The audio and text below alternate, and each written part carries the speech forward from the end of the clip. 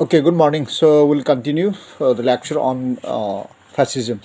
So fascism was a political ideology and a movement, as I said, which happened particularly between 1919 and 1945. So we have discussed some of the features of the fascism.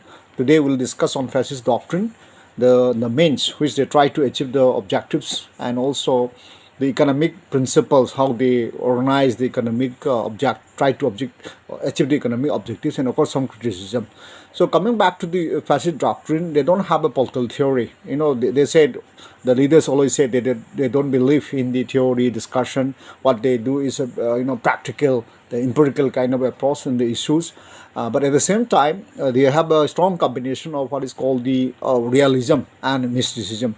When you say mysticism, it is the which is not based on reasonable, which is not based on rational things, which is more of a superstitious and a lot of assumptions, and to some extent kind of a propaganda. So it was a combination of what they call the practical and also mysticism. So in that sense, they don't have a very clear principle or the assumption, but they go by what they come on time to time, and of course this was decided by the leaders.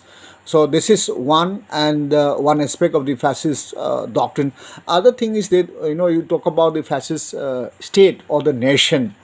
They don't believe in what is called the popular sovereignty. If we remember, in a democratic system, the supreme power lies with the people. They don't believe in that. Okay, they also don't believe in the human, equalities. Rather, they believe accepted what is called the human inequalities, and they also believe what is called the survival of the fittest. For them, individuals have right only which are conferred, given by the state. So individuals cannot have anything against the state, and for them, what we're talking about, the liberty, equality, fraternity, and these are being substituted by duty, discipline, and sacrifice. So for the fascists and the fascism, duty is more important, which is being given by the state and by the leader. Other is the discipline. In other words, they have to follow what is being prescribed or given by the leaders. People have to follow. And other things that what is called the sacrifice, which means that they have to do something ready for this nation, for the state. So in that sense, it is something different from the what we understand by the liberalism, or for the socialism. Now coming back to another aspect is the, for them, nations is important than the individuals. We have given to that some kind of understanding before also. So leaders will take the decision, and that has to be followed and practiced by the people. Now let's come to the another aspect, what is called the means, where the fascists try to achieve their objectives. Please remember, they justify the use of violence, they justify the use of force, they justify what is called some kind of censorship, some kind of uh, uh, very repressive measures in order to achieve the objectives. So that was the way they organized their political thing. So they will use threats. Sometimes they use what is called the mass killing. These are some of the objective, and defended this kind of means to achieve what is called the uh, objectives of the fascism. Now, when you talk about the another aspect, that is the internationalism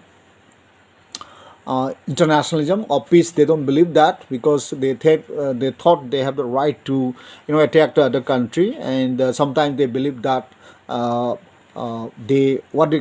thing is that the interest of the nation is priority. So in order to achieve that, they can use every means, including violence. Okay. Now let's come to the economic life, or the economic principles, which was being believed and practiced by the fascism. So in that sense, they don't believe in the equal distribution of the wealth or the property, but they said that this distribution of the wealth creation, it is a responsibility of the state, not of the individuals. So they don't believe in the what is called the free enterprises, where the individual can accumulate property or they can earn lot of, they don't believe in that. At the same time, they also do not believe in the collective ownership of the resources and property. So in a way, they allow the private property, and at the same time they believe that it is the state has the responsibility to have the national security and the prosperity.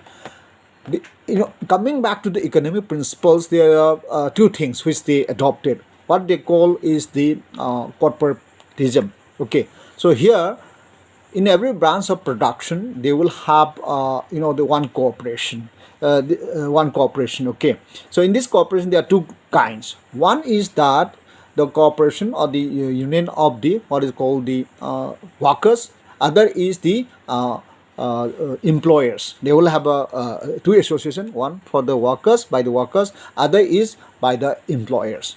Okay, so they will function, of course, under the control of the state, under the direction of the state, and they can be dissolved if they are against the the fascist doctrine or against the direction of the government. These two organizations can be dissolved, but what they have given is some kind of a centralization in the production and the management of the economy. So that you have to understand this way. So whenever there is a kind of suspicion or anti-national activities, these corporations can be dissolved. So in other words, they have continuation of in the politics, in the administration, the centralized system and the control by the government, control by the leadership, control by the fascist party continue in the economic practices and in the economic activities. So these are some of the issues which we have discussed so far on the fascism. Now let's come to the criticism against the fascism. So please remember, the context where the fascism and the fascist ideology emerged. That is after the First World War, after 1990, where you have the economic chaos, you have the unemployment, you have the whole lot of issues were there. So in that kind of environment, the ideology of the fascism leaders emerged, and in the beginning they had a very strong support from the masses, and they thought they are the answers to the crisis that this country, especially Germany and the Italy, had. Now after that, they were crushed by in the Second World War. The Allied powers, they come together and they fought against the Axis power, including Italy, Germany, and Japan. Okay, so some of the criticism, let's see. The first one is that their belief and justification. The state to control every aspect of the life, whether social, economic, political, and also the right to interfere in the individual's right. In other words, they don't accept the individual rights. It is something not accepted. If you look at the liberalism, if you look at the socialism, or for that matter, even if you look at from the common sense perspective, this cannot be justified. Individual must have certain freedom, certain rights which should be protected, and the state should not allow to interfere in those kind of activities. So this is one criticism we can say. The second is that their opposition to the democratic values and principles, then socialist and liberal principles, and also some basic human freedoms cannot be justified. So you cannot justify any action, any interference in the name of the state or the society. That cannot be accepted. So human being, as we developed by the liberals, socialists, and other human rights perspective, some kind of a freedom is required for the individuals to develop and also contribute to the society. So you cannot all the time interfere and block the activities or the initiative by the individuals, so which they have rejected. So that is one another criticism against the fascism. Now another thing is that justification of the use of violence or the war.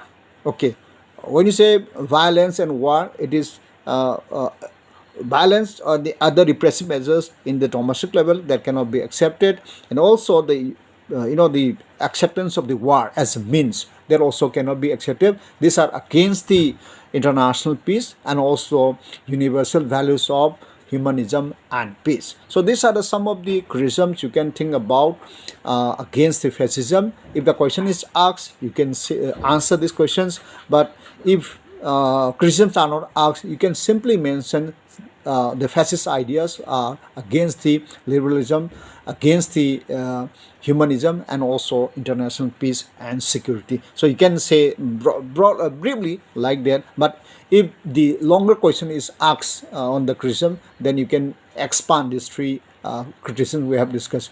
So far we this is the what we have understand and explain on fascism. We'll end here, and tomorrow we'll pick up another topic on liberalism. Thank you for joining the class.